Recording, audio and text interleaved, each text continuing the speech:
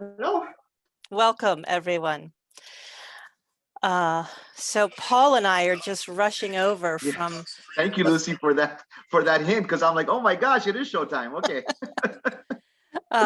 We have a plethora of webinars today, and we're delighted to see you here. And I recommend the talk on war. It was fascinating. So, Indeed. but it is now time to turn to the story of life.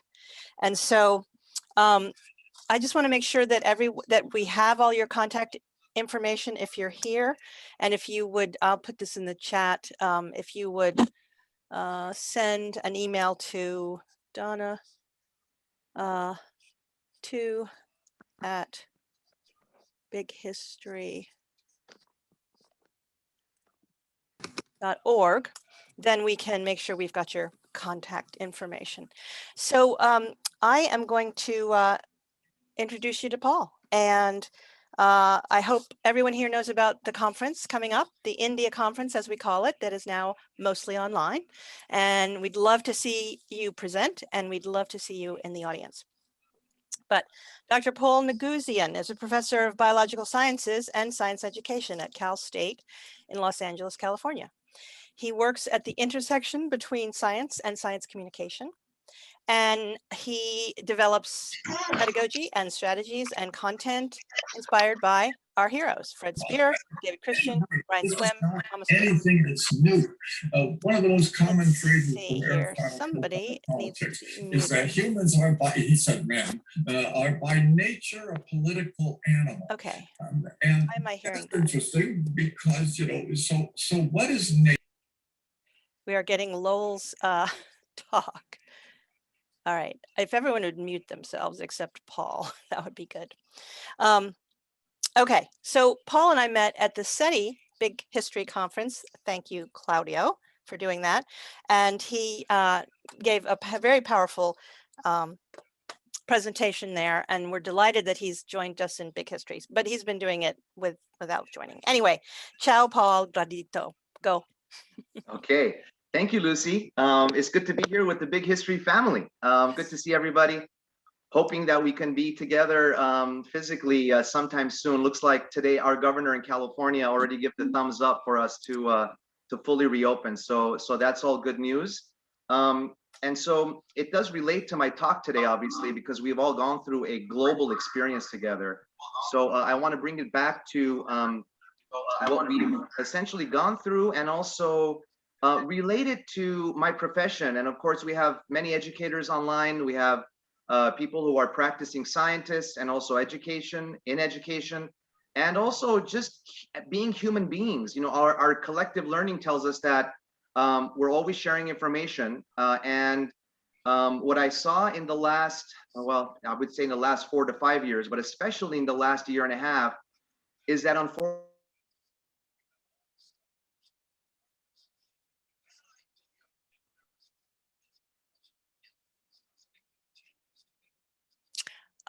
hold on. I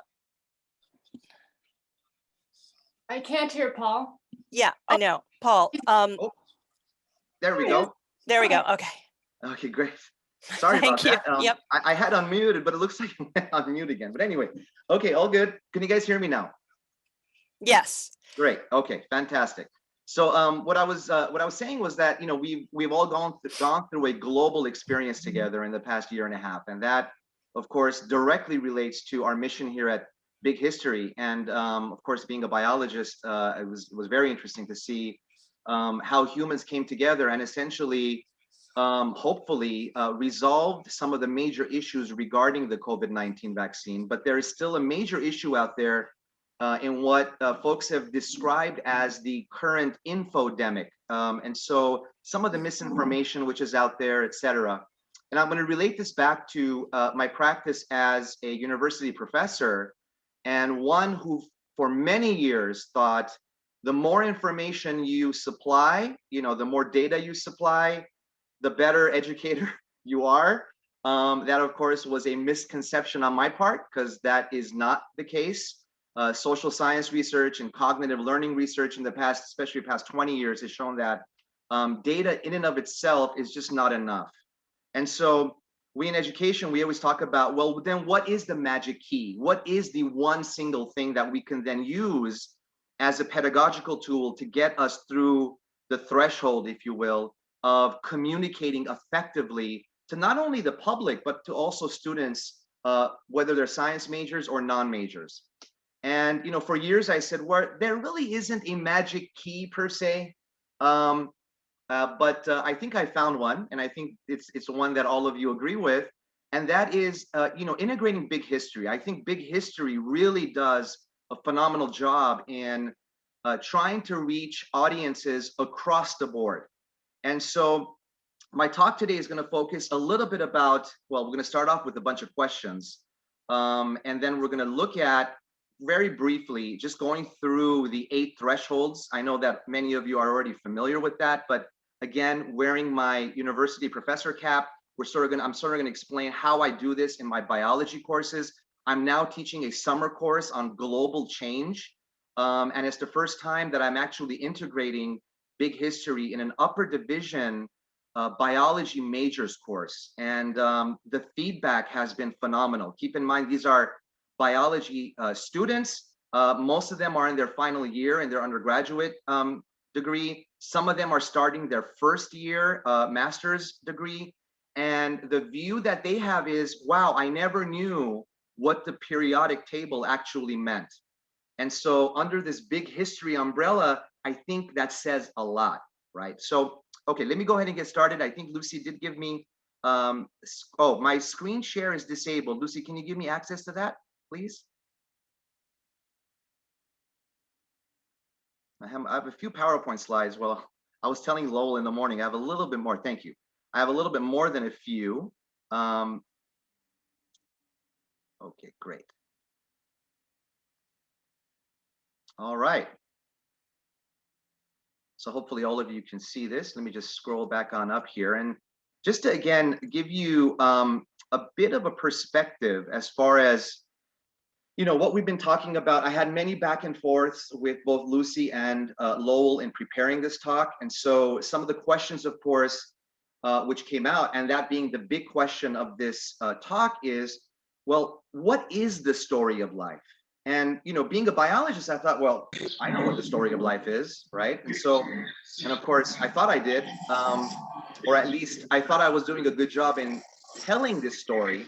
But what do we really mean by the word story itself? And so this new story, or the scientific story, of course, comes into mind, right? So the next question following is, who should be telling this story, right? Well, in short, all of us, right? Whether or not you're an educator or a biology major or whoever, all of us should be telling the story, because I think it's a phenomenal story, and it's one which is grounded in science and yet nourished through the creativity and the collective learning of many of our ancestors, human and non, on this planet. And so again, approaching the biology of it, the biology education perspective of it from this perspective, I think says a lot. Well, then another question popped up. Okay, so you know, if we all should be telling the story, and if I am a biologist, what is a biologist, right? And so I thought, okay, wait a minute. A lot of biology is grounded in evolution, of course, right? And so maybe biologists should be reclassified as historians of life, right? I mean, that's what essentially we are doing together, right? We're telling, you can't tell the current story without looking at the past. And so, again, these questions of how and when did life originate? I know my colleague in Italy, Claudio, is doing some phenomenal work in not only looking at that question through the eyes of SETI, but also looking at the possibility of evolution of life on other planets, for example, and other solar systems. You know, who are our ancestors, right? And of course, couched in these questions is the question of what is the nature of science? Because I think, you know, starting off with chapter 1 of any, you know, typical biology textbook, and doing your nature of science chapter the first week, and then going on to the rest of the chapters, I don't think it's that effective of a methodology, right? So we should think about the nature of science as embedded throughout the curriculum. And again, I think Big History does a phenomenal job in that because, well, that's exactly what it does. There are these claims that are made by scientists, and so we got to take a look at those claims, analyze them, looking at the current research, etc. So, as I stated earlier, there is a new pandemic, if you will, and that pandemic is what's referred to as the infodemic. What came out of this past year and a half, as far as what I saw in terms of what people thought about vaccinations, what they considered to be, this thing of, vaccines, are they really effective, etc. All good questions, of course, but relying on primarily social media reports and reports on, well, here's what I read on Facebook, or here's what I read on YouTube, etc. I think as an educator, we have to be mindful that if you're only focused on giving data to students and having them absorb that data, that is just not enough. There has to be a mechanism in which critical thinking is embedded throughout the curriculum. And this is not just for science classes or biology courses. I'm talking about the entire curriculum, right? So Thomas Berry, of course, sort of put the guilt factor on me. A couple of years ago, I read this quote from one of his famous books, The Great Work, and he said, quote, "All human institutions," and he meant, of course, universities, areas of, religious organizations, politics, governments, professions, programs, science education, of course, and activities must be judged primarily by the extent to which they inhibit, ignore, or foster a mutually enhancing human-earth relationship. And I think he summed it up perfectly. And I think from, after I read that, I was kind of shaken at my core, because I thought, wait a minute, am I really doing that? Am I really, instituting this methodology of thinking like a scientist, practicing like a scientist, being skeptical about the information that folks are presented with, etc. And to be honest, I really wasn't. Even though I was incorporating what I thought was the nature of science, I wasn't doing it holistically throughout the curriculum. So he went on to say that, obviously it's all a question of story, right? So he said, we're in trouble right now because we don't have a good story. We are in between stories. What he called the traditional old story and the account of how we fit into it is no longer effective based on what we now understand as the universe as a whole. So we have not learned a new story. And I thought, well, wait a minute, I thought I was teaching the new story because I'm sharing, I'm always up to date, trying to stay up to date with reading the current articles in biology and biology education, and I'm sharing that story. Well, that again is not enough. I was sharing the data, and the data alone is not enough. Mary Evelyn Tucker, of course, summed this up perfectly and said, it's what orients us, right? It's what orients us. It grounds us as human, story that is. What motivates and inspires us, awakens our imagination, moves us to action, and of course, gives us a sense, us humans a sense as our place and our role, not only on Earth, but in the universe, if you will. And I'll have more to say about this in just a few minutes. So, of course, the traditional stories, were, played their role, and did have a sense that it gave people a sense of orientation and grounding. And such stories like the Hopi origin story in the Southwest, you can see in the pteroglyph out there on the right-hand corner, gives a sense of emergence from other worlds into this world, and how this spiral centering essentially of emergent place, which is still marked in every kiva in the Hopi communities, gave people that, and still does, that place of emergence. Well, and that's great, and we should look at that, and we should see how the current news story essentially provides the evidence for some of the things that traditional old stories may have been considering. Again, there are multiple traditional old stories. I'm not going to go through each of them here, but of course, all of this, of course, is built upon, or the current science is built upon some of these old stories, but then bringing evidence that provides the scientific story. And that's the one that I want to kind of speak about. Of course, science, moved forward in medieval Europe. The Ptolemaic view of the universe, where Earth and humans were the center of the universe, and the sun, of course, and all the other planets revolved around the Earth. This part of the story is not meant to ridicule or disagree or disparage, I meant, former philosophers, theologians, or scientists. It's meant to tell the story of the history and nature of science. This is how science works, right? We try to come up with the best possible explanation to what we are observing. And if we receive new, additional information grounded in science, the story can change and does change.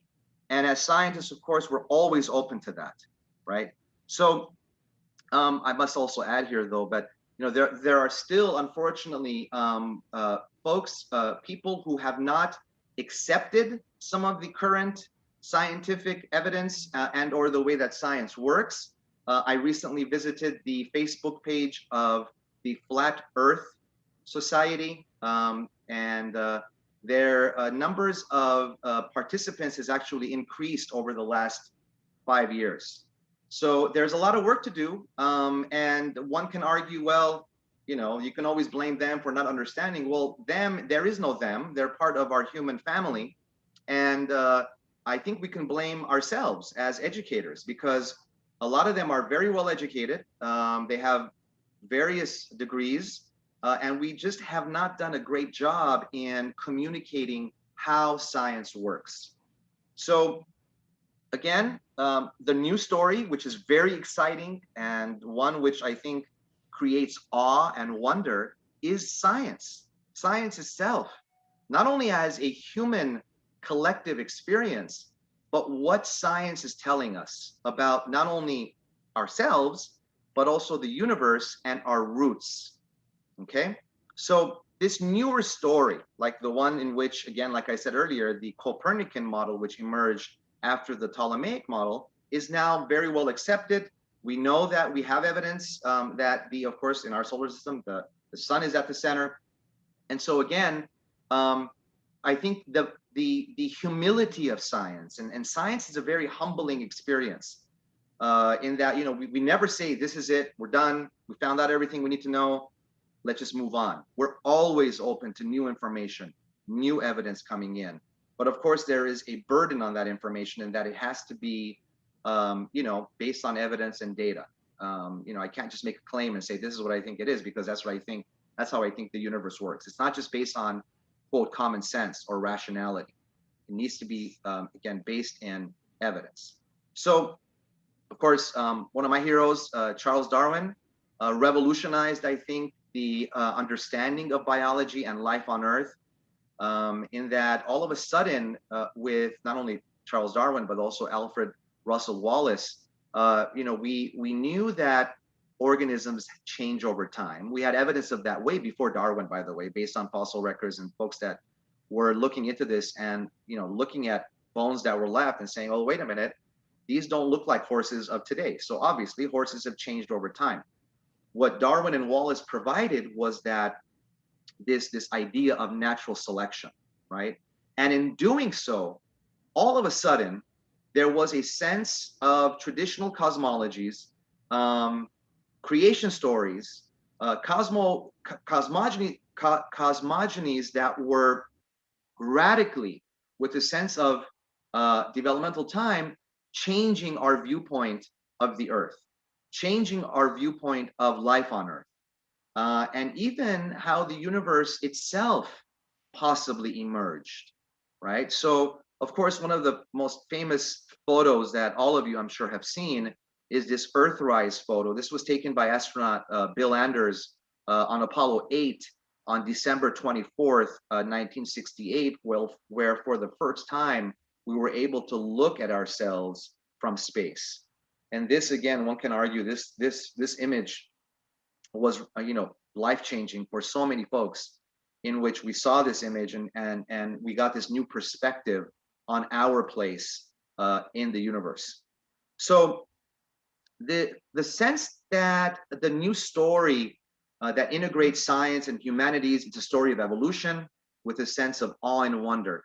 I think what has been lost in our view, and I'm talking now specifically about scientists and science educators, in explaining biology or science from solely a reductionistic point of view, is that we sort of lose the overall big picture, right? And so I think if we can integrate this idea of big history within our science courses, then that image of the overarching complexities of the universe is always in check. I've been told, I've had a few friendly conversations with fellow faculty, and they've explained to me, well, then how are you going to explain, cell respiration? Where does that fit in? Where does the Krebs cycle fit in? And of course, for many years, even having taught AP by advanced placement biology within the high school setting, my goal was to, drill in these detailed information about, these various biological phenomena, and having lost the big picture. My argument now is, of course, take the big picture, very easy to integrate all of these various, biology concepts and content under the umbrella of the 8 thresholds. And of course, again, we'll go through very quickly in just a few minutes those 8 thresholds, just to bring all of us, at least for this webinar, on the same playing field. So a big thrust of both my doctoral dissertation was couched in the history of science. It was couched in the nature of science. And actually, again, like I said, even though we had, I knew that these were important concepts, and that I should be talking about this more so than I was doing prior while I was teaching biology. It was done in a way where nature of science was kind of this, again, an additional chapter or an additional content. That should not be the case, of course. Nature of science is embedded throughout science. And on this slide, there is still work to be done. This is literally an article that I just read this morning. So I got this graph from that article. And there is still work that needs to be done. We're finding that there is a lack of understanding among science teachers, especially at the middle school level, as far as how evolution operates, how scientists look at evolution, that it's not only a theory, if you will. So that again brings us to this nature of science issue of what a theory is and what a law is. I would love to talk about it some more, not in this webinar, but hopefully one in the future, in which we can just focus on some of the terminology which is used in our field, which creates confusion among the public, among teachers, and yes, even among science students.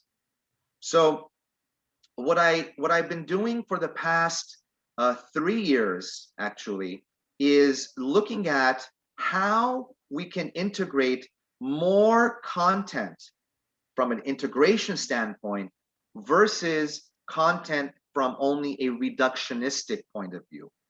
And the tools that are out there, and we're lucky to have these tools, include resources that you can find in the Journey of the Universe project. Of course, tons of information and resources on the Big History Project website.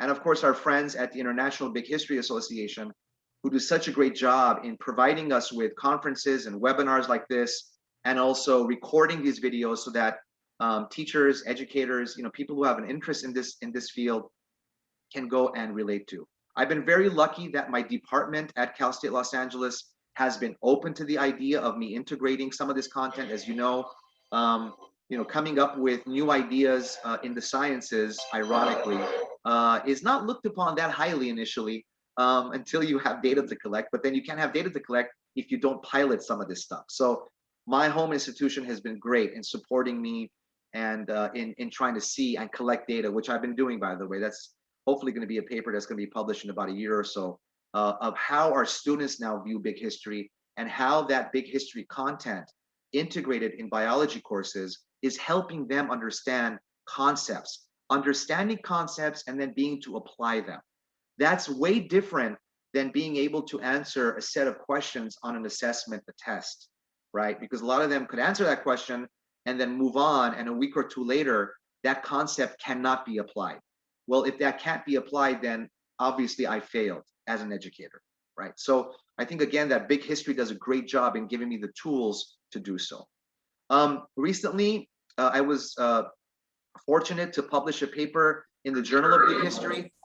This was based on the work and the presentation that I did in Milan, Italy, for a conference which was put together by Claudio and Nicolo, and it was just great to bring all these big historians together, astrobiologists, and to discuss these. I think we need to increase the dialogue among not only scientists per se, but non-scientists alike, right? And when I say non-scientists, I mean folks who are exploring other ways of knowing, social scientists, philosophers, having these conversations, psychologists, in trying to bring together these ideas, because at the end of the day, everything is couched under the 8 thresholds of big history. And again, that's my argument. So again, I mean, this is no surprise. Many of you can answer this question with your eyes closed.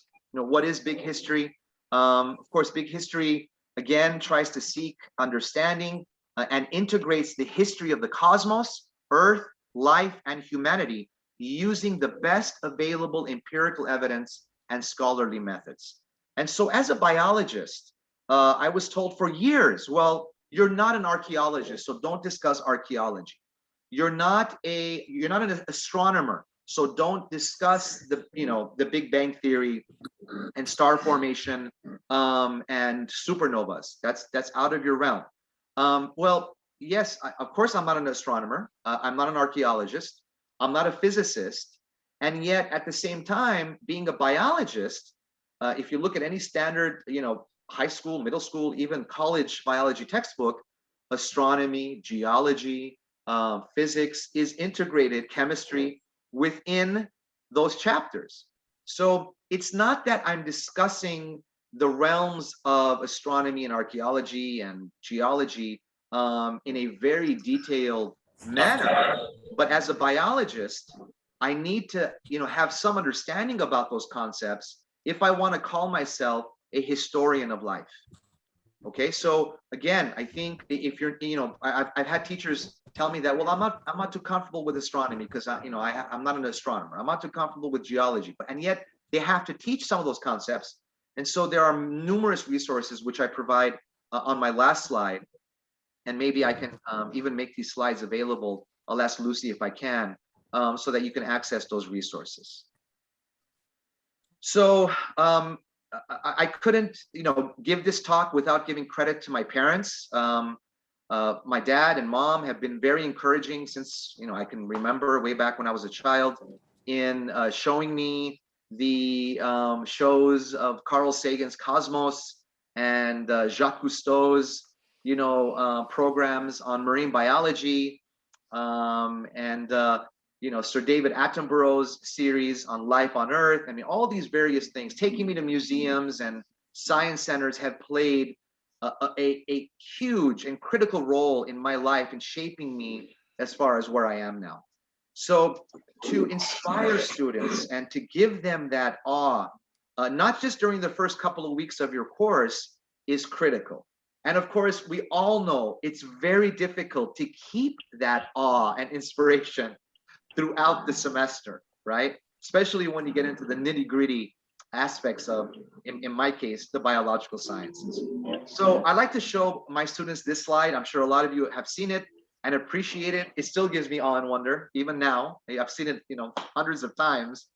But the fact that the nitrogen in our DNA, the calcium in our teeth, the iron in our blood, the carbon in our apple pies were made in the interior of collapsing stars is phenomenal. I mean, talk about connection, talk about interconnectedness, right? Talk about giving credit to what many students look at when they see the periodic table as boring, which I think just that table alone is a history of us, right? And that we are all made up of star stuff.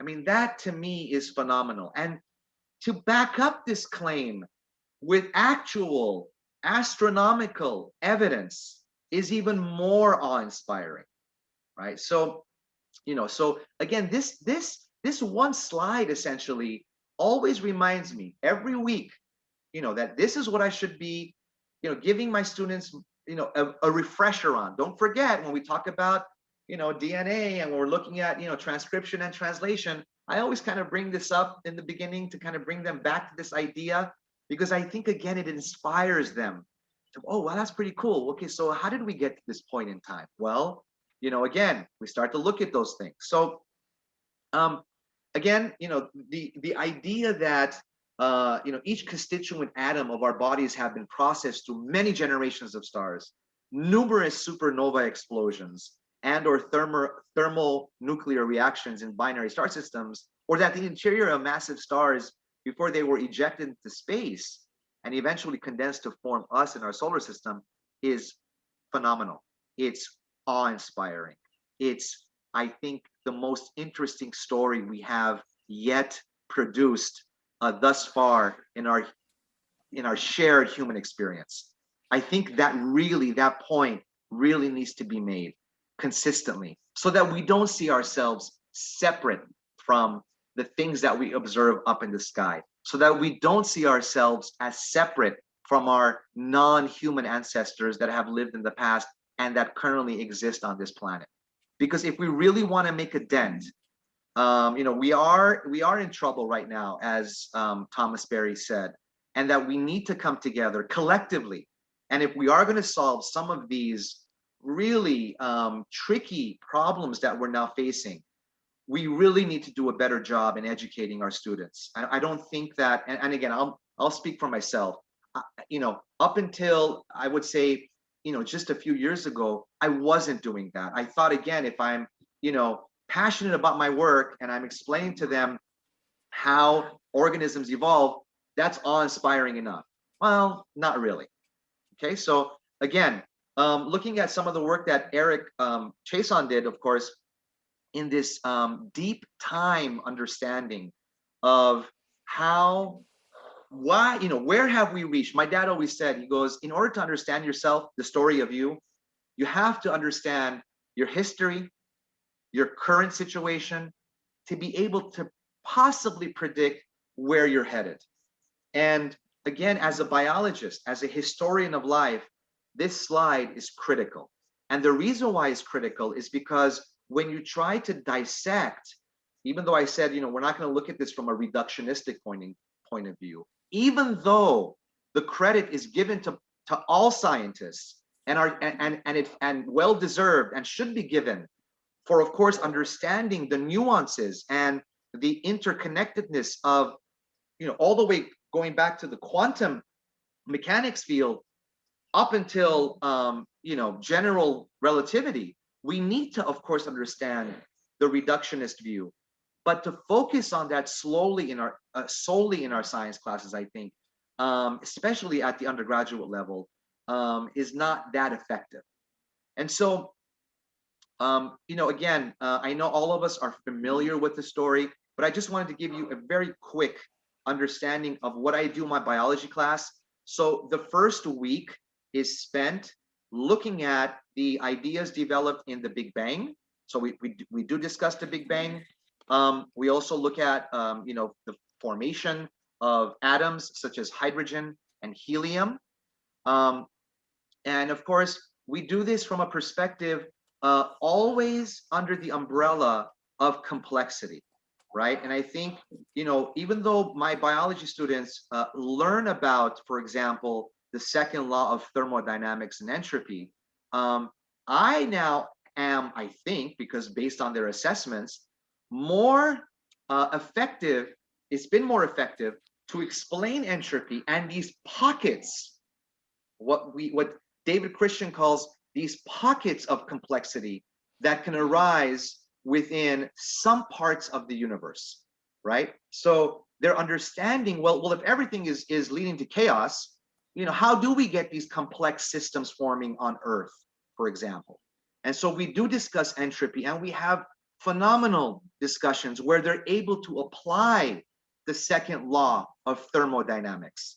And to be honest, just for selfish reasons, it's interesting to me. So if it's interesting to me as an educator, that is very infectious to your students. And so you're not just going to the rigmarole of, covering this student learning outcome and this student learning objective, even though those are listed and I need to adhere to those based on my departmental requirements. Big history fits in perfectly. Okay, so again, we even talk about star formation, right? You might be thinking, well, as a biologist, why are you talking about star formation? Well, if I'm required to talk about the periodic table in chapter 2, which is the chemistry of life, we need to look at the context of those elements. And so why not discuss how stars are formed and compare stars as an analogy to human beings? Stars are born, they have early childhood, if you will, education or life, and then they go through adolescence, they reach middle age, and then they die in some form.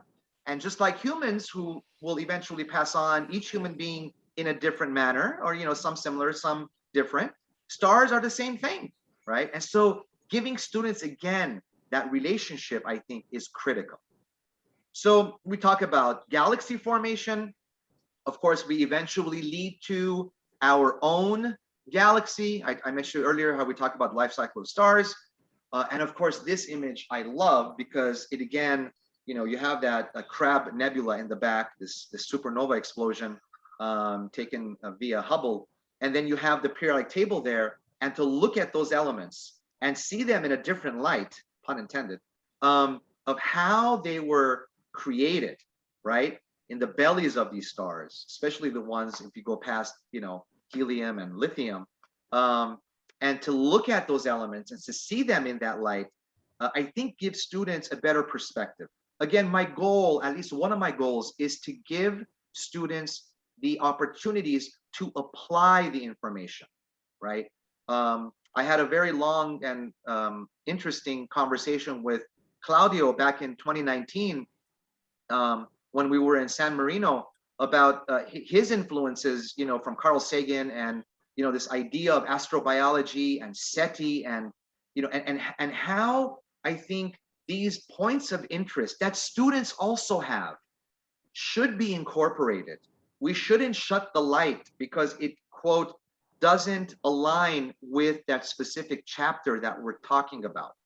If you look at big history, technically, you can always have it come in or align in some manner based on the threshold, right? Based on what you're specifically looking at that week. Of course, we finally get into our own solar system, the formation of our solar system, our solar neighborhood, if you will, or as my students at Cal State LA like to call it, the hood, right?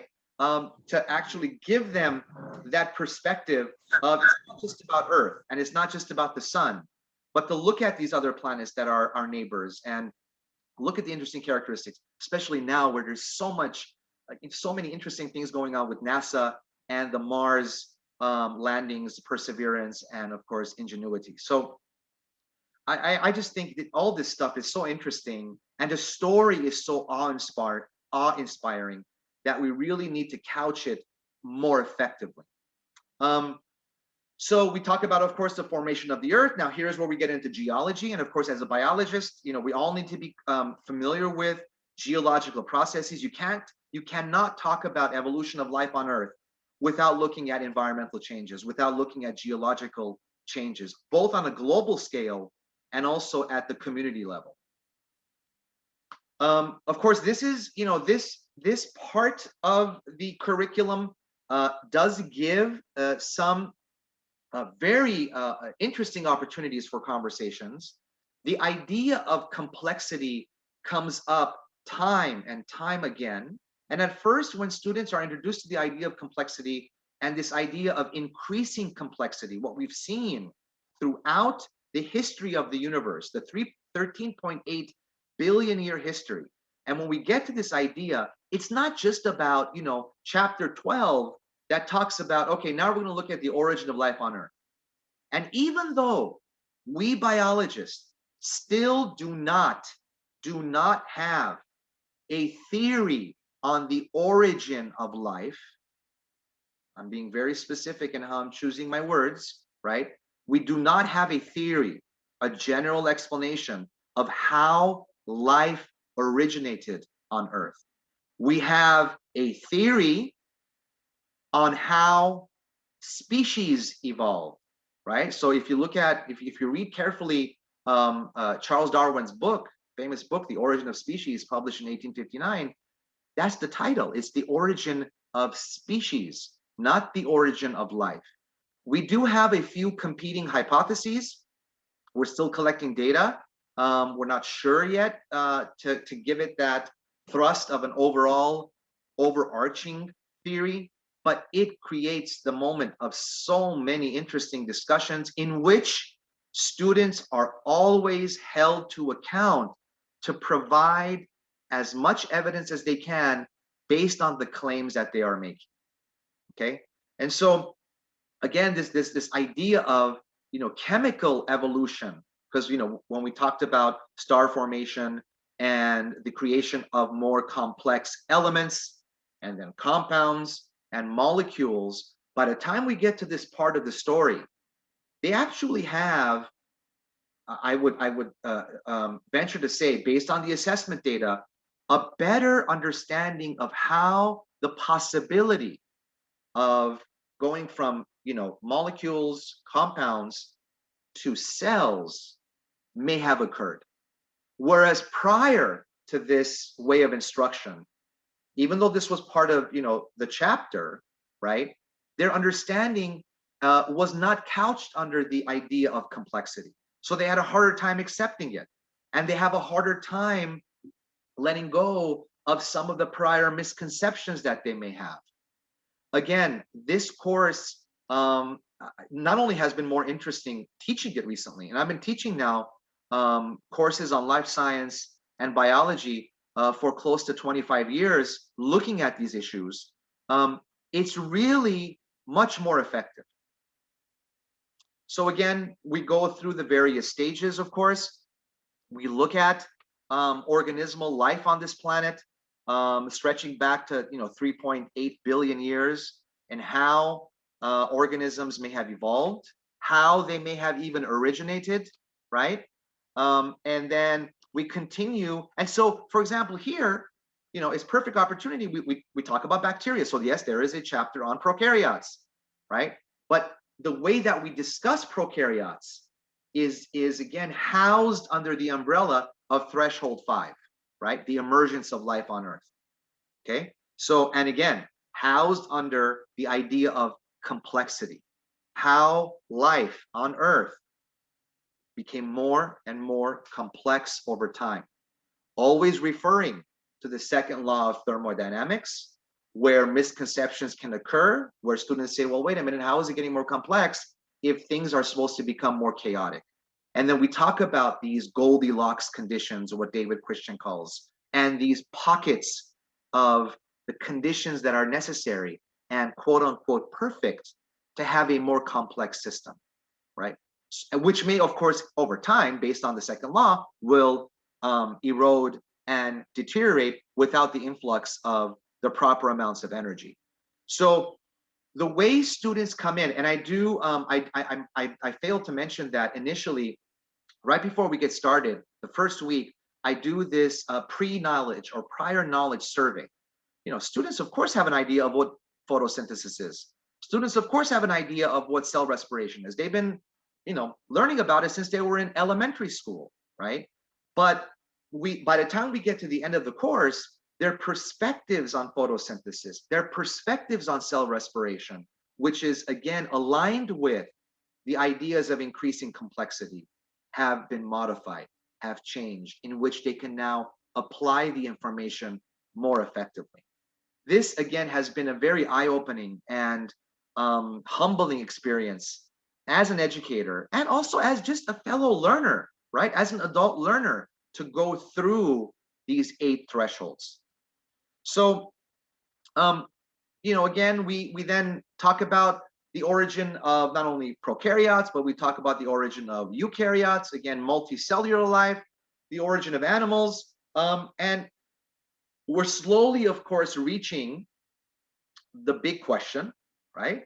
Big as a pun, of course, big history, big as a pun. And by the way, I like to couch the term as big history science because my colleague Timothy Doran, who is a historian, who also teaches a big history course in the history department, of course, has a major focus on human civilizations and cities and states and politics and religion, which is a big part of the big history threshold 7 and 8 and 9. I, of course, as a biologist, we don't get into those issues. Although we do cover threshold 7, right? Because from a biologist perspective, going from a hunter-gatherer societies to an agrarian society and its later effects on global change is a big part of what I'm trying to convey here. So that is covered from a biology, from a scientific perspective in our biology course. So we, of course, and of course, this is where, some would say, well, okay, yeah, most students accept evolution on a micro evolutionary scale. And yeah, they understand how bacteria can evolve over time and, perhaps even other animals. But when it comes to humans, evolution doesn't apply. And so even though I was, there was plenty of content on macro evolution, and there still is in my courses, when it is explained via the new story, history science, they look at humans as interconnected with our non-human ancestors. Okay, and so, is it still a point of contention among some? Of course. Is it something in which I'm trying to use this content to change their belief systems or their religion or their religious affiliations? Of course not, right? Science doesn't work that way. As a matter of fact, science is limited to the natural world. And when I say that to our students, it does give them some sense of relief, meaning that science can only answer questions which are based on natural causes, right? If they're, for example, what is the purpose of the universe? Well, of course, it's a very interesting question, right? And people have been asking that for generations, but it's not a question that science does really well in answering. We can answer how the universe was formed, at least starting with the Big Bang. What happened before the Big Bang, we still don't know. We may never know, or we may, if we get more data coming in, we may, there's of course now one of the competing hypotheses out there is this multiverse theory.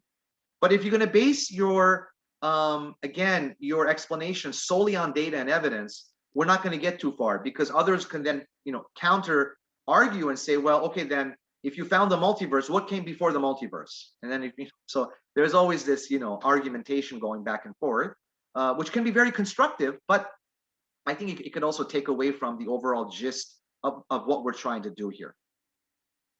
Of course, when we get to this issue, this is probably one of the most eye-opening questions and explanations that students have. I talk to my parents a lot about these issues. I talk to my wife, my children, and many other people about, well, if you're a biologist, and so what makes humans so different, right? I thought we were special. We were the only organisms that I know of that was able to, travel to the moon, and now we're traveling to Mars, and we have the Hubble telescope up there, and we have these SETI, experiments going on in which we're trying to collect data from the outer stretches of our solar system to other solar systems, our galaxy, etc. Then what makes humans so special if we're part of the continuum of life on Earth? Well, one of the most interesting parts of being human and the human experience is this characteristic of collective learning, is this characteristic of symbolic language. We are one of the few organisms, if not the only one, that is able to pass on not only genetic information, which of course all other organisms do as well, but also able to pass on cultural information, right? Information in the form of symbols to the next generation, right? Whether those symbols are in the form of statues, whether they're in the form of handprints, whether they're in the form of storytelling in caves, whether they're in the form of the printed word, etc. That in and of itself, I think, gives students and people who are interested in this field this idea that, well, yeah, I mean, humans, even though we are part of the continuum, right? We are part of the evolutionary process on this planet. One of the cool things about being human is that we have this thing called collective learning.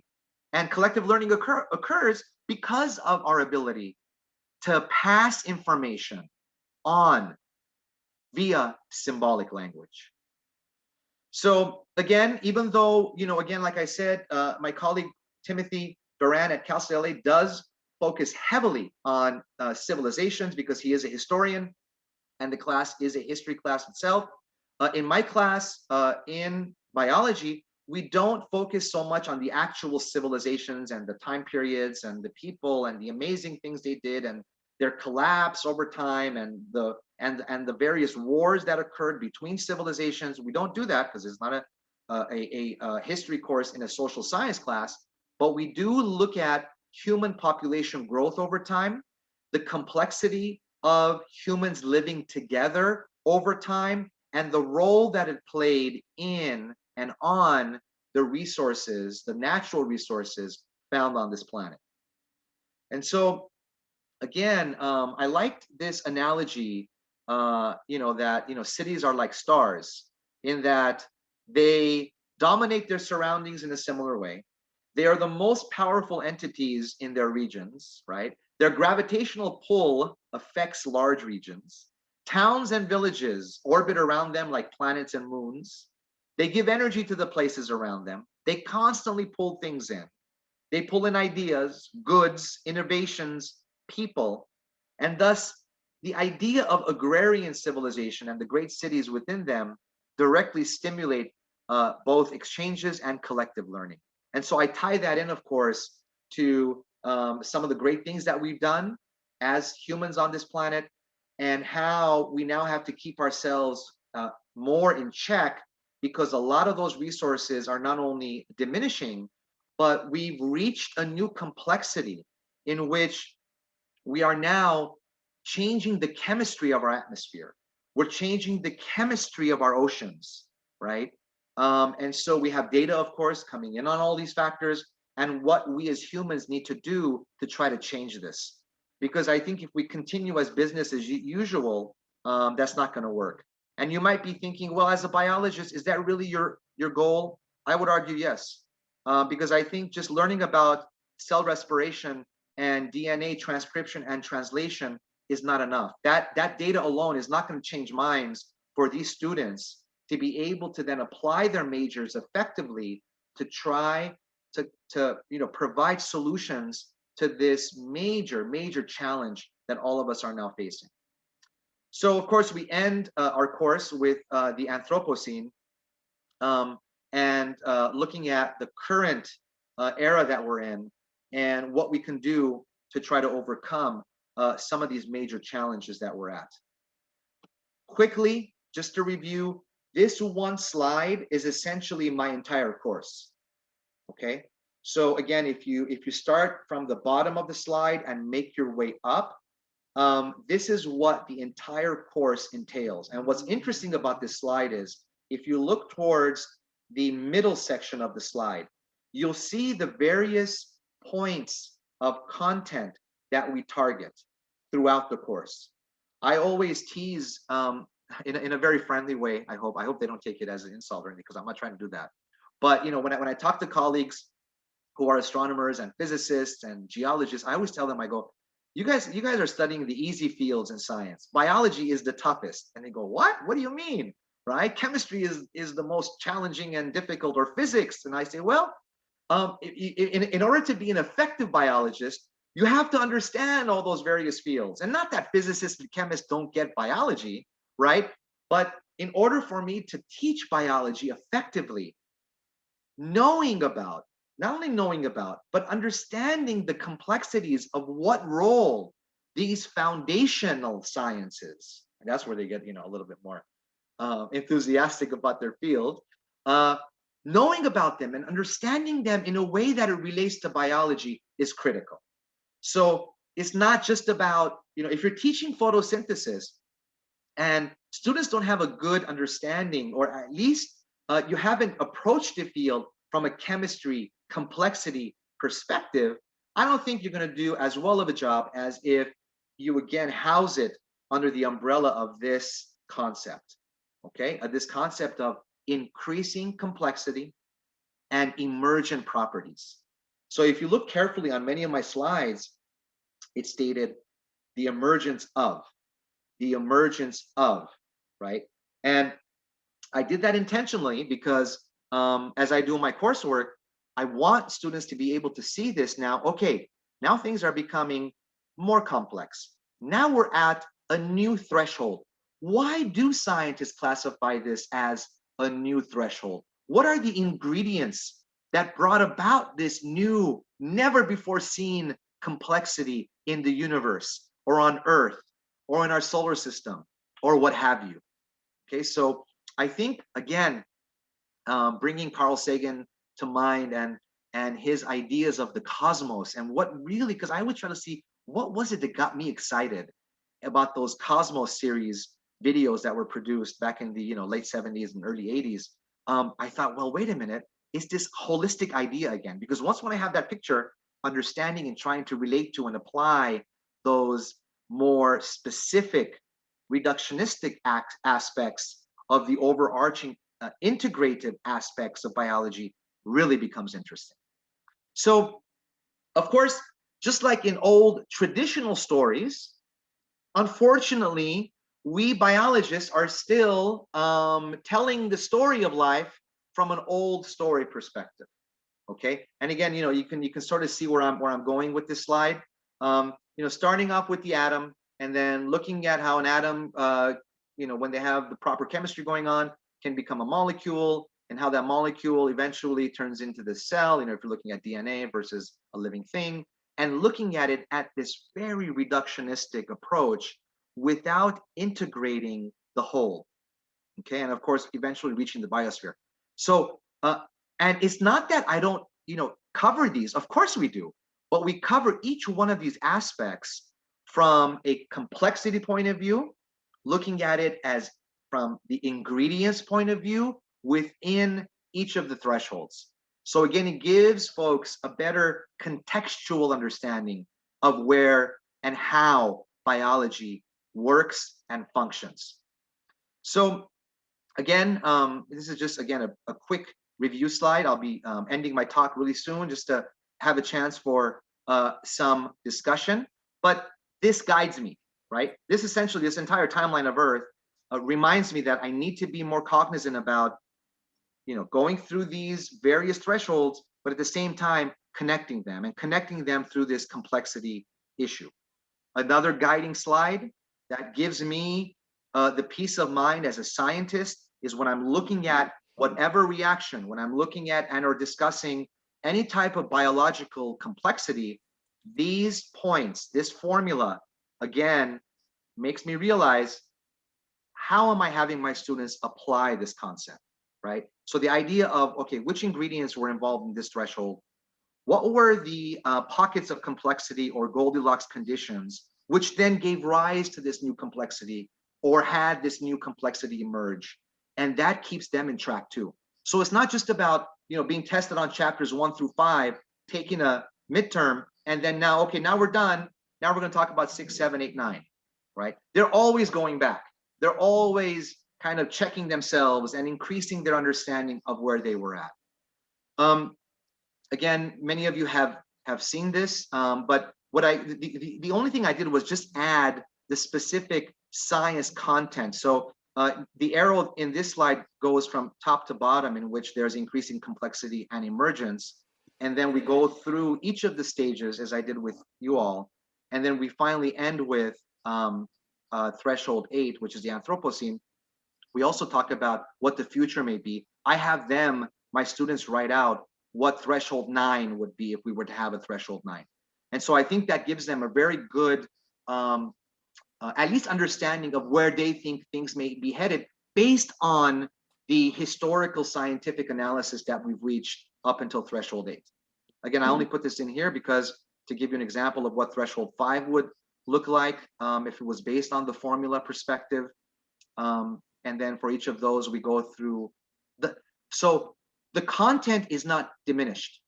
As a matter of fact, the content is enhanced. It is enhanced because we're looking at it from this threshold perspective. And the idea is if you remove any of these thresholds and or links, technically the scientific origin story or the entire scientific origin story of life falls apart, right? You can't have one without the other. It's like your individual life, right? If you remove a chunk of history from yourself, then we don't have a good picture of who you are and what you've gone through to make you who you are at this point in time. So they love this because it's kind of that graphic novel approach. So I always have them add ideas or concepts, even though if we've reached threshold 6, if they thought about an idea here, they would add it. Of course, you know, they end up printing multiple copies of this because they want to, you know, put in more content. But yeah, so, and I think I just want to end with this slide. When Carl Sagan said it best, we literally are a way for the cosmos to know itself. I mean, that is so powerful. That concept that the cosmos through us is now able to ask questions and provide a few answers via our cosmological history and where we've approached at this point. I'm sorry for having gone through this so quickly. Thank you for having me today. And I would be happy to answer any questions. There are a few resources that I can share with all of you in a later email via Lucy, if I can. Thank you. Thank you, Paul. Thank you very much. I confess I have to run off. I have an anniversary this weekend, and that means I need some beauty treatment, which I am loath to admit in the field of big history, but I thought I'd give you all a laugh. So Paul, I'm going to ask you to moderate the questions. So you are the one who's going to call on people. And I want to say 2 things before I leave, that you've underscored 2 things that every time I hear it again, it's like, yes, that's the most important thing. But one of the things that big history is professional development for faculty everywhere, because it excites people like you to connect it. And having been through classes where instructors are using PowerPoints that they created 10 years ago and blithely going through those. Everyone has Google in their pocket now. The Krebs cycle, you don't need a master person in front of you telling you the Krebs cycle because he's the only person that knows it, or she's the only person that knows it, like in medieval times. But it's the context. How does the Krebs cycle relate to the atmosphere on planet Earth? I mean, how does, so those are the 2 points that you really reaffirmed for me today. And I just want to say thank you. And keep talking. Have a nice long chat. And Paul, you're in charge. Thank you, Lucy. Thank you so much. All right, great. Are there any questions? I'm gonna take a quick look at the chat box because I was not looking at it while I was giving my talk, just to make sure if there are any general questions that you may want to ask. You can just unmute yourself. We'll do this very informally, so please go ahead. Glad to see my colleague Timothy here as well, and Claudio. And any general questions about? Oh yes, Claudio. Yeah. So first of all, thank you very much, Paul. This was really great. You are making me live and relive again the conference where we met, and also with Tim. Now, let me tell you something about the coming conference in India run by Barry Rodriguez. So the point I'm making is that I am going to submit a presentation for this conference, of course, online. And I really don't know how much time I would have to present my points over there. Do you have an idea about that, please? About the conference? How much time I would have to make a presentation during the conference run by Barry Rodriguez in India? I'm not sure. I know that Lowell spoke about the conference a bit earlier. So you may want to email Lowell and or the conference presenters. I'm not sure. Sorry, Okay, Claude. no problem. Okay, so anyway, I'm going to present a topic which is a condensation of my book that you know. The difficulty, of course, is to present topics in a way that people not too much familiar with mathematics can pick up the ideas. But I'll make an effort about that, and we'll keep in touch about that before the conference comes in August. Thank you very much. Thank you. Thank you. And yes, Jeff? Hi, thanks very much for the talk. It was wonderful. Thank you. I have a basic question about the use of the word story. Yes. You talk about the old story and the new story. And I'm always in conflict about, is it actually a story? Is it fiction? You know, like a good story? Are you making up, you know, why didn't you hang your paper? You know, that's a story, the dog ate it. Right. And the use of that word in as opposed to saying the facts of big history are. Right.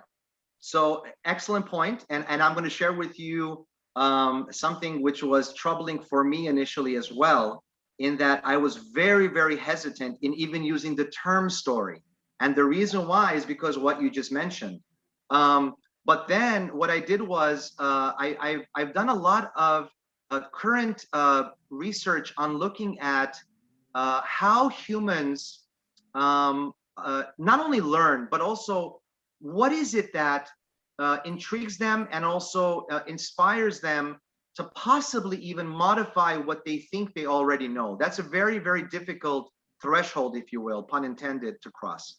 Mm-hmm. So I think the mistake that scientists do, or science educators especially do in their courses, is that, and one in which I did for, as I mentioned earlier, for decades, was that I thought by providing them only with the facts or only with the data, which of course I use those terms throughout my course, facts and data and evidence, is enough to at least help students, guide them a little bit away from claims that are not housed under the umbrella of evidence or data.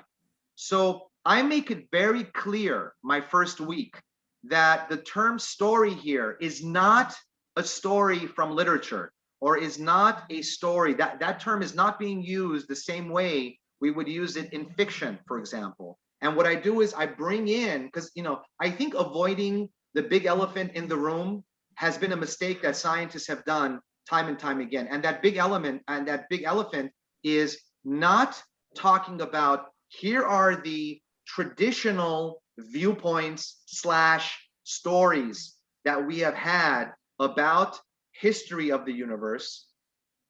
This is the scientific story.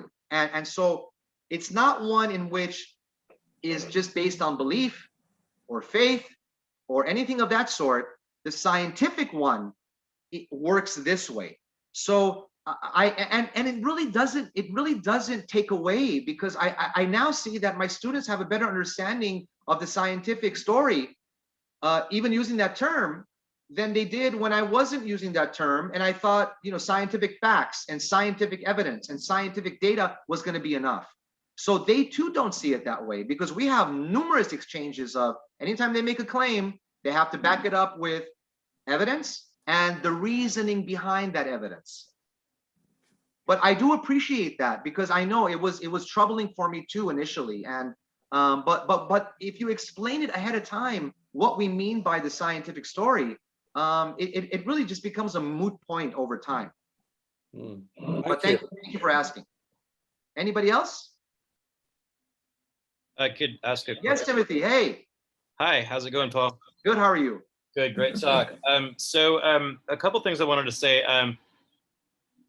The word story doesn't necessarily mean something that's untrue, you know, la storia in Italian history, things like that. So Right. it can mean a true story. So I use the word narrative. I've been teaching big history, as you mentioned, from the history department for several years now. It fills up 2 sections. It's a very, very popular class. My training, to any of you who don't know me, I was trained as an ancient historian. My specialty is Greece and Rome. My specialty within Greece is actually Sparta.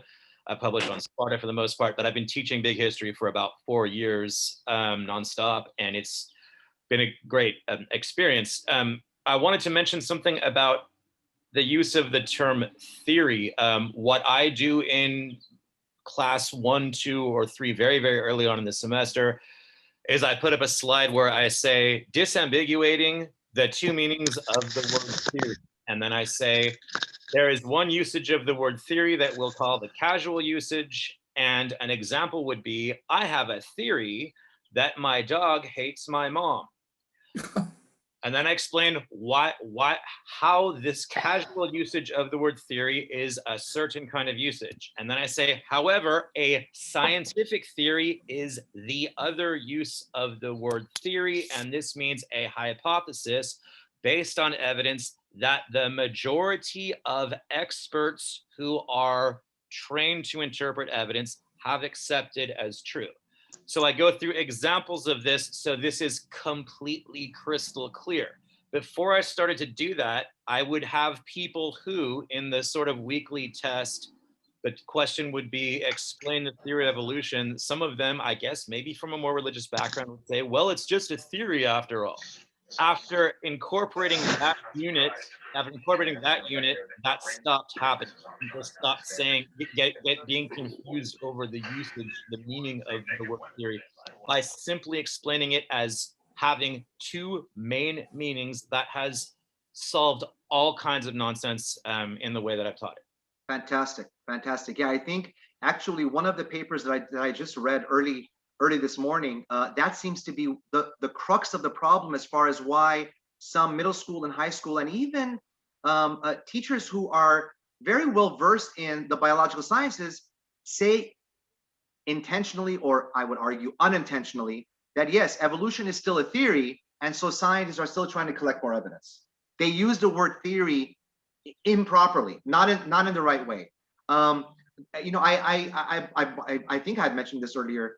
A talk that I would love to give, and I have done in the past, is focused solely on 2 terms, law and theory. Because people have this misunderstanding of, well, one leads to the other, and law is the penultimate goal of scientists, and so theory is still wishy-washy. No, theory is the exact opposite. And I think, you know, scientists have had conversations now. Well, should we even get rid of that term? Should we do something else where, you know, people aren't getting confused? And they say that because, unlike you, many times in the science classes, these terms aren't being dissected properly. And so, yeah, that's again, it's this question of the nature of science and what scientists and how scientists use the term theory. So, as a fellow colleague and a friend of yours, I'm glad that you're doing that. It's great. By the way, I should mention, it is 11:13 on my end here on the Pacific Coast. Earlier on the other call, Lowell said that we had until 11:15, so we have 2 more minutes. So if there's any questions or comments I can take, I want to be cognizant of this time because he is going to post this video. I just thought that one of the ways that you could expand their sense of the history's movement is to tell more of the story of how plate tectonics became a part, I mean, literally a living part of the Earth's history, you know, because most students, you know, you look around, the mountains are forever and all that sort of thing.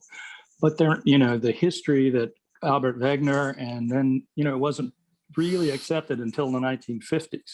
Yeah. And it talks about the development of theory, that theory, and how it became all of a sudden proved when they could find that the mid-ocean ridge all the way there. And anyway, that was really, in my study of this, really kind of blew me away when I understood that and deep time related to the Earth's movement and continual change. Eric, And, spot yeah. on, spot on. I would say that as a biologist, I do something similar with the Darwin-Wallace theory of natural selection. And so, I think even challenging students by saying that defining evolution, defining what natural selection is, and then stating it that there is the law of evolution and the theory of natural selection, and how the theory of natural selection is the overarching explanation for how evolution works. Because if you look at the terms law, like law in science are more descriptive in nature. They describe a phenomenon in nature. They don't do a good job in explaining it. Theories are the ones that explain. And so just like you said, I mean, Walter Alvarez has a fantastic book on that too, in which that's a great book. Yeah, fantastic. So yeah, we're on the same page here. Great. And Paul, Kathy Russell's been trying to get your attention for a few sorry. minutes. Yes, Kathy. Yeah, hi. Hi. Loved your presentation, and I love your enthusiasm. And yeah, it just Thank you. brings me back to when I went to the first big history conference. My question for you is, when you're getting your students to talk about the future or imagine the future, what kind of vibe are they giving? Are they depressed about it, or are they excited, or what mix are you seeing there? Yeah, excellent question. So, of course, by the time we reach threshold 8, they're now looking at their future as, oh gosh, we're done. So, let the violinists play the Titanic. On Titanic, there were the violinists and they were playing like we're finished. But no, so there is a bit of a low point. But what's interesting about the possibility of threshold 9 is that I ask them, because I teach this course currently to non-majors. So these are all folks who are in journalism and communication and political science and all these various fields, history, engineering, etc. But I asked them that they have to provide me the context of threshold 9, the solutions of which have to be couched under, of course, science and their field of expertise. So as soon as I put in their field of expertise and they get very excited about that, they then begin to think about, okay, how can I, as a theater arts major, right, promote some of the ideas that we need to be working on collectively to provide solutions for this area of climate change? Or how can I, as an engineer, right, promote better designs to provide some of these issues that we're dealing with regarding energy?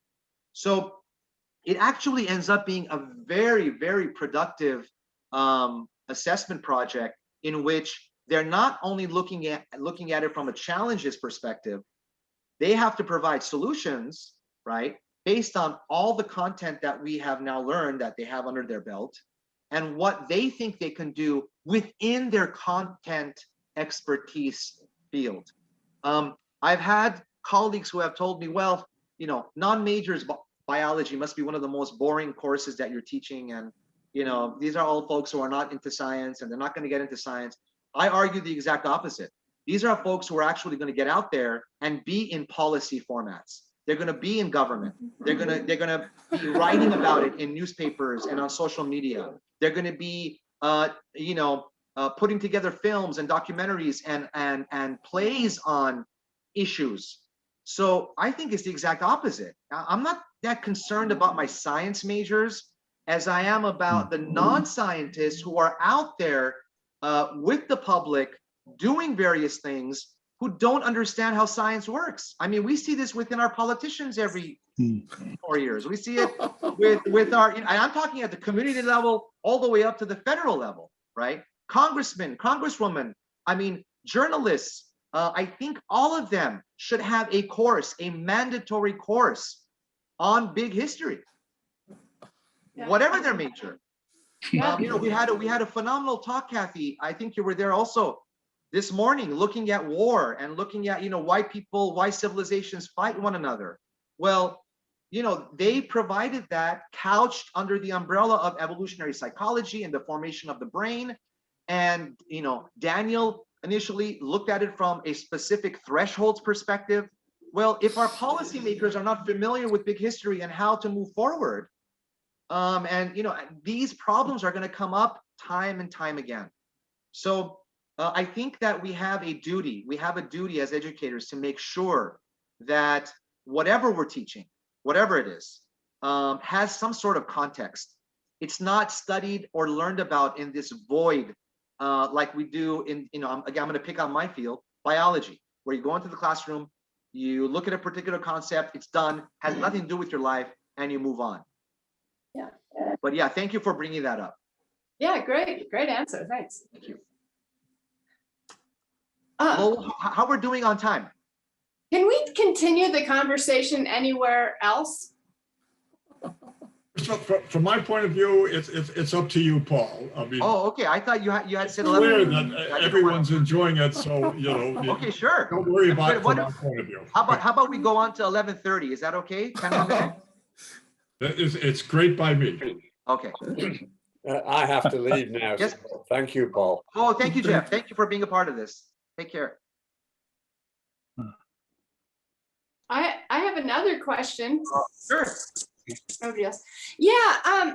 So I'm hearing a lot in the news about critical race theory being taught, and I'm just wondering what your thoughts. I mean, that is a way of explaining how human societies evolve, and I'm wondering if you're talking about that at all within the context of a big history. It's an excellent question. It is not my field of expertise, and I don't say that to dismiss it.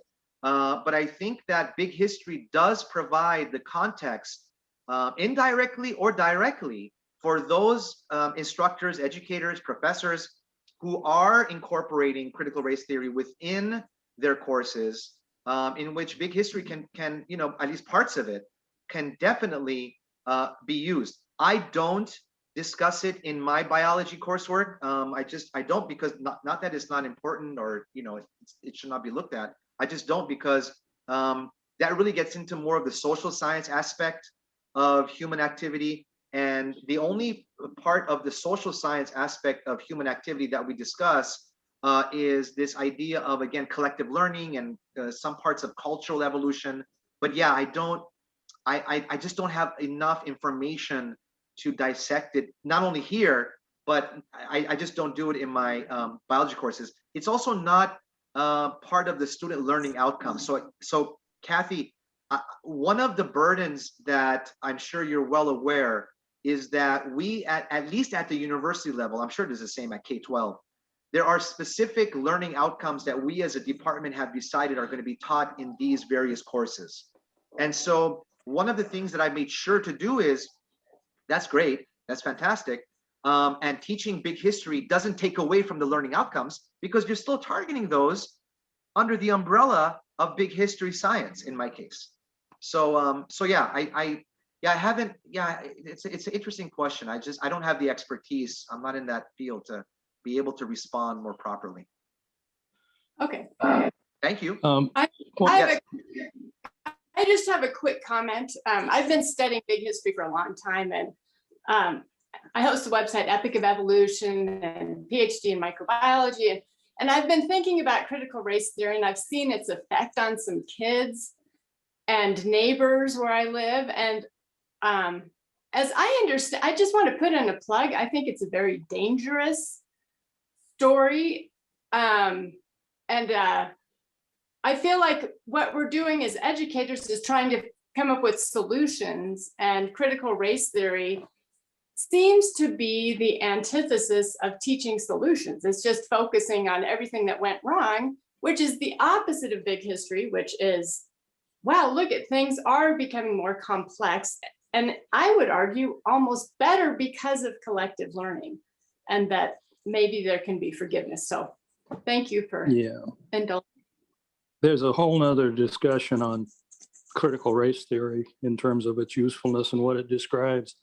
It actually is just like, you're talking about how we came to where we are today in terms of racism, race, et cetera, et cetera. And it's a tool, just like big history is a tool. It's not a dangerous thing for people, but that's another discussion. Anyway, Paul, I wanted to ask you if you ever used like Esther Quadaker's Little Big History type exercise or something like that to connect your biology teaching with, these thresholds and the history that as a historian of biology you're doing. Yes. Eric, excellent question. I'm familiar with Esther's work and the work of Fred Spear and her Little Histories component. And there are some phenomenal activities on the Big History project website. I haven't done so yet. However, I just started planning my fall curriculum. Ooh. And so I am going to have a project in there, yes, where we're going to use her work, and I'm going to have students individually develop a Little Big History. Yes, excellent. Yes, we are. Yeah. The little story, if you'll allow it. Sure. I took the University of Amsterdam's Big History course online. As did I. And so I wrote a Little Big History, and I wrote it about a little boat, a ship that I sailed on in the Caribbean called the Mandalay. The Mandalay's history is that it spent 30 years of its life, it's 100 plus years old, with the Lamont Doherty Earth Observatory of New York. It's either New York University or Columbia University. 2.5 million voyages was crucial to discovering that mid-Atlantic Ocean rift. So I said, yeah, I'm going to do this. And then, which way do you go? It connects with all sorts of things. Anyway, enough of the story. Thank you. Thank you. I think I have a raised hand. Sohan? Yeah, thanks. What is this critical race theory? I'm so sorry. I don't know anything about it. I'm not an expert in that field, so and it's kind of beyond the goals of this talk. So I'm not going to address it because I just don't know. I don't have a lot of experience in it. All right. Okay. But Thanks. perhaps you can have a side conversation with Kathy and maybe someone else who may know that. I'm just not well versed in that, so I don't. No, I've only got 5 minutes because I got to go to another conference in a minute. Okay. So I thought I'd just dip in. Lowell and I were at the other conference, the parallel one. Great. Yeah. Yeah, we have about 3 more minutes too, so we're going to end this at 11:30. Yeah, I just have a comment. It seems that, liberal arts, the initial intent of liberal arts was to liberate the mind. And I think big history and complexity science are probably important for the foundations. I think one other element that's really needed is epistemology. How do you know what you know? And if people had a better understanding of how to separate fact from pseudo-fact and so forth, and how big history comes up with its standing facts, which are subject to change, then people would be better at thinking and not worrying. I'm a physician, so I understand or don't understand all the misinformation that's going on about the vaccine, for example. But introducing critical ideas like empiricism, rationalism, coherent ism, consistent is what you're learning, consistent, and also you got to start with analyzing your basic premise, because logic, you can build huge edifices of the wrong conclusions from the Holocaust on take your pick. When you start with the initial wrong premise, you can build a huge thing on logic, as Aristotle did, the inventor of logic, concluded that slaves and women were inferior because they didn't achieve the things that adult free Greek men were doing. So I think early lectures, even in big history, on epistemology, some basic concepts, like you talked a little bit about theory. I think that's important. So that's my thought, is that epistemology, some basic concepts are important for a liberal arts foundation and in big history. Yep. Thanks, Ken. Yeah. Yep. Definitely. The other thing is about coherentism. If you don't know what that means that one fact ties in with another. It fits within this web of things we know. And if it doesn't, and it might not, so Einstein's idea of general relativity, was way out there, but then they, strong claims, as somebody, I think it's Sagan also said, requires strong evidence. So, eventually there's enough ties to make general theory, relativity coherent with the rest of the understanding of science and so forth. So anyway, those types of ideas are important, so people don't, if you're gonna have a conspiracy theory, you better have some good reasons why it ties in with the, coherently with the rest of how we understand reality. Right. Yes. Yeah. Saying that I saw it on Google just isn't enough, obviously. But Ken, you also raised a really important point. I think we as educators, at least in science education, we tend to assess some of the easy stuff on students if they get basic knowledge types of issues, and we tend to stay away from assessing what we consider should be true understanding of what science is and how science works. And I think Big History does a good job in always putting my feet to the fire in making sure that whenever a student is being asked something, and it's not every single time, but overarching projects, or like what Eric talked about as far as big little histories, they're providing evidence, and not evidence solely based on a YouTube video or something they saw on Google or something they saw on Instagram. I mean, so we think, okay, these things are pretty normal for us. We know we would never do that in an academic setting, but it's become the norm of the current young scholar to rely solely on social media. And so another thing that Big History does is that no one says, well, that's not enough. The burden is on you. If you're giving me a claim, whatever that is, if you think that you saw a UFO, a fuzzy picture of a Tic Tac is not enough, right? You need extraordinary claims, as you said, require extraordinary evidence. So, that should be the mantra, I think, throughout. And skepticism. So when I introduce skepticism in science, they then turn to conspiracy theorists and say, hey, look, conspiracy theorists are skeptics. Well, there comes a point where if you have multiple lines of evidence and multiple professionals in the field who've collected the evidence and spent years researching that evidence and is now giving you an explanation, and you're still rejecting it, you're now a cynic. You're not really a skeptic. Correct. But thank you. Yeah, we just reaffirmed each other. Before we leave, I don't want us to end before I thank Paul for doing this. One of the things I've really loved about Big History is to meet people outside of my field who are brilliant. Claudio organized this wonderful seminar in Milan on SETI 2 years ago, and that's where I first met Paul and Sohan. What a profound pleasure, an intellectual pleasure it is to interact with people like all of you here at this level. So I just wanted to say thank you before Paul bring this to a close, and maybe we. Thank you, thank you, Lowell. I just want to thank all of you, my dear Big History family members. So thank you. Okay. Thank you. Bye bye. Bye bye, Claudio. Bye bye, everybody. All right. Bye bye. Thank you. Bye bye.